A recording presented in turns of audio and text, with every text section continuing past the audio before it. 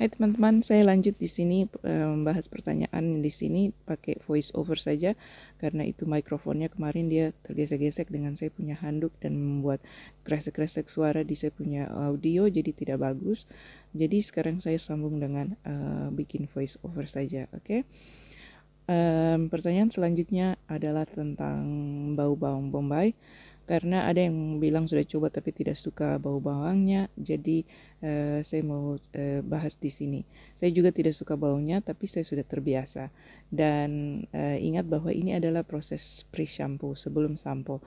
Jadi proses selanjutnya kan akan membantu untuk menghilangkan bau bawang bombay. Jadi kita cuci rambut. Cuci rambut pakai sampo. Saya biasa pakai cuci 2 kali. Jadi sampo pertama bilas bersih, kemudian pakai sampo lagi seperti itu. Bisa juga cuci 3 kali kalau mau, tapi perhatikan kalau kalian punya sampo pakai yang mengandung sulfate, sebaiknya cuci 2 kali saja paling tidak karena sulfate sampo itu agak keras.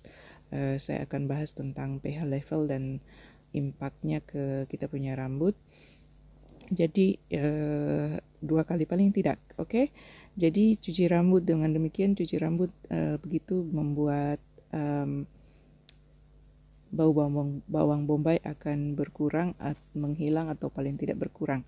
Nah, setelah kalian cuci rambut dengan sampo, harus ikuti dengan conditioner. Jadi saya demikian, cuci rambut dengan sampo, kemudian pakai conditioner. Ini juga pembahasan yang akan saya bahas kenapa kita harus pakai conditioner. Kita yang rambut keriting ini harus pakai conditioner. Dari alasan kita punya tekstur rambut yang berbeda yang membuat kita punya minyak-minyak alami dari kulit kepala tidak gampang untuk meluncur dari akar rambut sampai ke ujung-ujung rambut. Makanya kita punya ujung-ujung rambut itu selalu cenderung kering karena demikian. Itu kita punya struktur rambut memang demikian.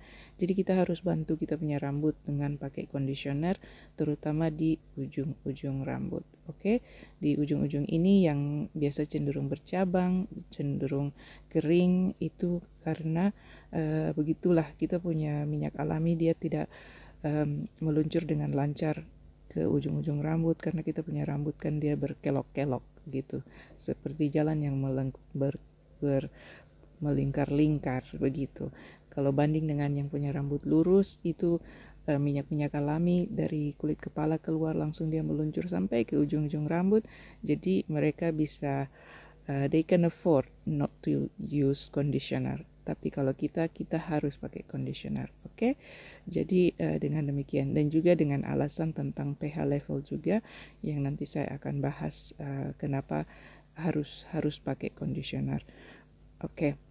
Jadi cuci 2 kali, pakai sampo, kemudian pakai conditioner, kemudian bilas lagi.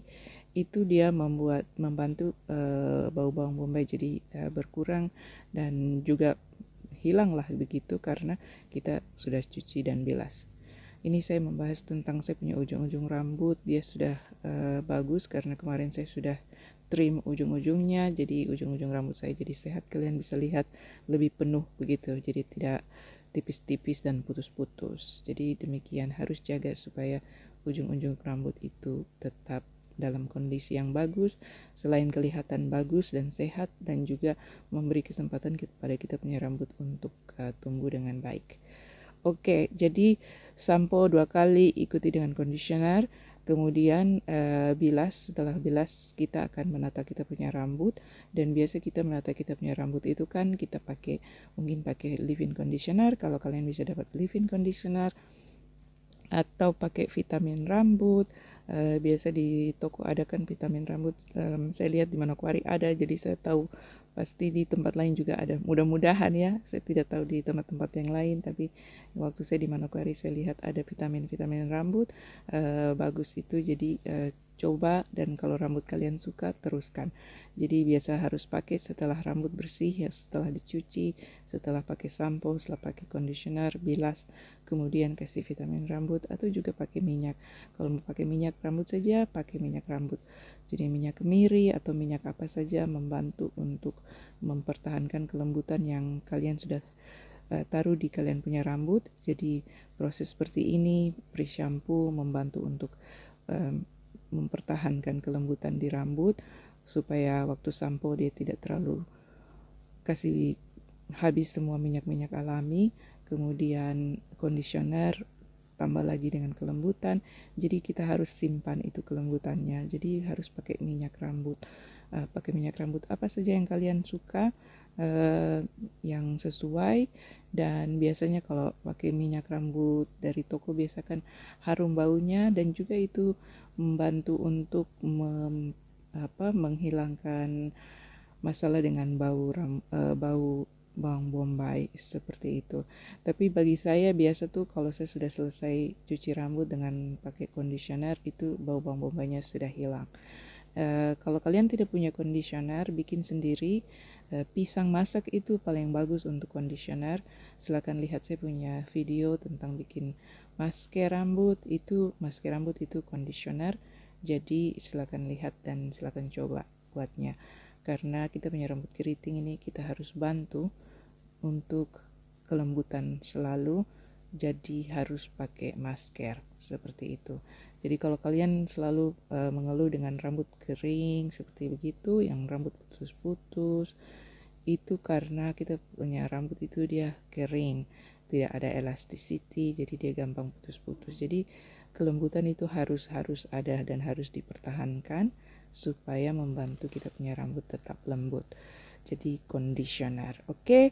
Jadi begitu caranya untuk menghilangkan bau bawang bombay di kita punya rambut. Paling tidak harus cuci pakai sampo dan ikuti dengan conditioner. Kemudian ditata rambut kita dengan produk-produk seperti minyak atau vitamin atau leave-in conditioner. Itu semua bikin rambut jadi bagus, kelembutan tetap ada, dan bau bawang bombay akan hilang. Dan saya pakai bawang bombay ini 1 bulan 1 kali. Kalau saya rajin saya bikin 2 kali. Jadi bukan setiap waktu saya punya rambut tetap ada bawang bombay. Cuma waktu saya sedang marinasi rambut saya, dibungkus selama 30 menit setelah selesai aplikasi ini, itu saja bau bawang bombaynya. Oke, begitu ya. Ada juga yang kalau mau taruh essential oil seperti minyak peppermint, minyak rosemary atau lavender, tapi itu mahal ya. Essential oil itu mahal dan saya tidak tahu bagaimana availability yang ada di Indonesia atau di Papua. Biasa susah untuk dapat produk-produk seperti itu. Jadi pakai yang ada, yang kalian bisa dapat, seperti bikin conditioner, pakai conditioner atau bikin conditioner sendiri. Oke. Nah, ada yang tanya juga tentang pakai sampo apa. Saya mau bilang sampo yang biasa mengandung bahan-bahan alami seperti kelapa, lidah buaya, minyak zaitun atau madu. Itu biasa sampo yang bagus dan sesuai dengan kita punya rambut keriting. Jadi pakai sampo yang biasa ada punya bahan-bahan alami seperti itu. Dan kalau kalian punya sampo yang kalian pakai, dia ada punya teman conditioner, kalian harus pakai sama-sama. Itu biasanya karena sudah diformulasikan demikian, dan ini juga karena berhubungan dengan tingkat pH level yang ada di produk ini. Nanti saya bahas tersendiri tentang pH level dan kenapa kalian harus tahu, dan kenapa harus pakai conditioner, kenapa conditioner harus pakai setelah pakai sampo, seperti demikian, supaya bisa mengerti bagaimana dan apa kita punya rambut dan kondisi pH level yang sesuai. pH level itu adalah tingkat keasaman di kulit kepala dan rambut. pH level itu tingkat keasaman seperti itu. Di segala sesuatu yang ada di permukaan bumi ini ada punya pH level. Jadi kita punya rambut dan kulit kepala juga demikian. Jadi harus disesuaikan. Nanti saya bahas selanjutnya di video lain tentang mengerti tentang pH level. Oke, begitu teman-teman cara saya untuk menghilangkan bau bawang bombay di kulit kepala. Saya harap bisa bermanfaat buat kalian dan bisa menjawab pertanyaan itu. Ada juga yang tanya tentang minyak kelapa. Pakai minyak kelapa apa saja yang kalian punya. Saya di sini tidak bisa bikin minyak kelapa sendiri, jadi saya beli dari toko yang sudah dikomersialkan. Tetapi itu sama saja seperti minyak kelapa yang yang kita buat di rumah sendiri. Yang mama-mama jual di pasar tuh itu sudah pakai minyak kelapa seperti itu, karena itu yang alami, yang terbaik, tidak ada bahan-bahan kimiawi yang ada di dalam situ, jadi itu yang terbaik. Kalau kalian tidak cocok pakai minyak kelapa setelah cuci rambut, coba pakai minyak kelapa sebagai pre-shampoo karena itu dia lebih baik, dan nanti setelah cuci rambut kalian pakai minyak lain yang kalian suka, yang sesuai dengan kalian punya rambut. Oke, jadi coba pakai minyak kelapa untuk pre-shampoo karena dia punya chain amino acid, itu asam amino yang sesuai untuk paling bagus untuk cuci rambut ya, karena bisa meresap bagus di kita punya urat-urat rambut, di lapisan-lapisan rambut. Dengan demikian, oke, begitu dulu teman-teman.